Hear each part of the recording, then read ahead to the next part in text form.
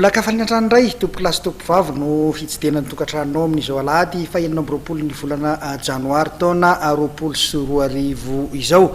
Atolotra antsika ny araba ary asainam-panajantsika anaraka ny fandanana mahery amin'izao ariva izao. Etontsika manomboka ny fotoana dia ny taranja basketball izay vaovao lehibe ho an'ny impity ny taranja baolina basket izany ny nahatafita ny Madagasikara ho any amin'ny dingan'ny famaranana amin'ny Afrobasket raiky amby roapolo sy roa arivo.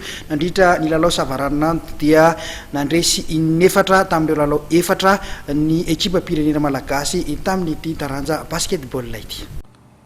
Afandresena efatra tamin'ny lalao efatra nataony no azo ny ekipam-pirenena Malagasy taranja basket sokajy lehilahy nandritra ny dingana savaranando ny fifanintsanan'ny Afrobasket raiky amby roapolo sy roa arivo atao any Kigali, Rwanda. Avokatra izay nametraka amin'ny Malagasy teo amin'ny laharana voalohan'ny vondrona eo izay nifanitsana tany Harare Zimbabwe ny raiky amby roapolo ka hatramin'ny enina amby roapolo janoary.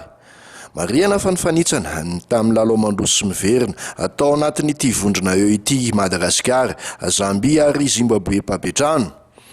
Tafita iatrika ny dingana manaraka amin'ny fifanintsanana izay atao amin'ny faraparan'ny volana febroary araka izany ny ekipam-pirenena Malagasy. Teo amin'ny andro voalohany nataony raiky amby roapolo janoary dia nomotsan'ny Malagasy tamin'isa efatra amby fitopolo no efatra amby dimapolo ny tompo-tanàna. Manarak'izay teo amin'ny andro faharoa nataon'ireo amby roapolo janoary dia tojo fisedrana ny mpilalao ny tojo sy lova. Nisaraka ady sahala efatra amby valopolo no efatra amby valopolo mantsy ny lalao ny Madagasikara sy Zambia. Taorian'ny fanapakevitry ny rafitra mpikarakara ny fifanintsanana dia nitanterahana ny andro ny telo amby roapolo janoary atoandro ny fanalavam-potoana 10 minitra tamin'ity fihaonana ity. Nampiteniny traikefa indray nefa rija elisy ireo namany ka nivoaka ho mpandresy tamin'isa 7 no raiky amby 9. Tamin'ny lalao miverina tamin'ny Zambia dia efa maty lolo tanteraka amin'ny mpifanandrana ka mora foana ho amin'ny Malagasy nandava azy tamin'isa 7 amby 9 no 9 amby 10. Ary teo amin'ny lalao farany fandonana tamin'ny Zimbabwe dia nanao tsipaky ny miala aina ary zareo papetrano. Nanohitra hatramin'ny farany mantsy izy ireo ny sabotsy sy hariva teo. Na zany aza dia reson'ny Malagasy tamin'isa 7 no 12 ihany.